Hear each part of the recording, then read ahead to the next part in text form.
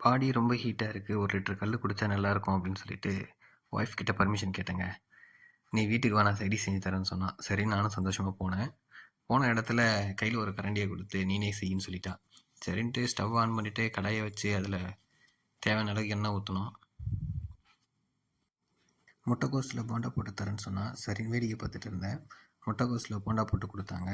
அப்புறம் திருப்பி அந்த முட்டைக்கோஸை தனியாக ஒரு கப்பில் எடுத்து வச்சு ஒரு கடாயை வச்சு அதில் கொஞ்சம் எண்ணெயை ஊற்றி வெங்காயத்தை போட்டு தாளித்தாங்க. வதக்குனாங்க. வதக்கிட்டு அதில் இஞ்சி பூண்டு பேஸ்ட்டு போட்டாங்க. அப்புறம் கொஞ்சம் தக்காளியும் போட்டு திருப்பியும் நல்லா வதக்கிட்டு இருந்தாங்க.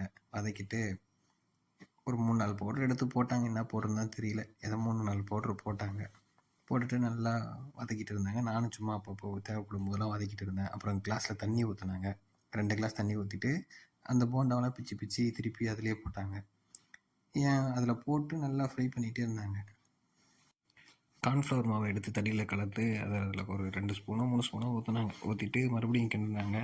கிண்டிட்டு அவ்வளோதான், ரெடி ஆகிடுச்சு அப்படின்னு சொல்லிட்டு அதை தனியாக ஒரு டப்பாவில் எடுத்து போட்டு அது மேலே கொஞ்சம் வெங்காயம், அப்புறம் கொஞ்சம் புதினா, அப்புறம் இன்னொன்று நம்ம பெப்பரை கொஞ்சம் தூவினாங்க.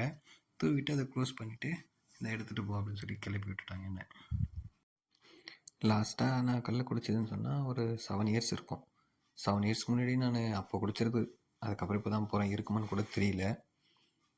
ஒரு வழியாக இருக்குது. 1 லிட்டரு 60 ரூபா போல் சொல்கிறாங்க. குடிச்சு பார்த்துட்டு சொல்கிறோம் எப்படி இருக்குன்னு சொல்லிட்டு. நல்லா தான் இருக்குது குடிச்சதுக்கு.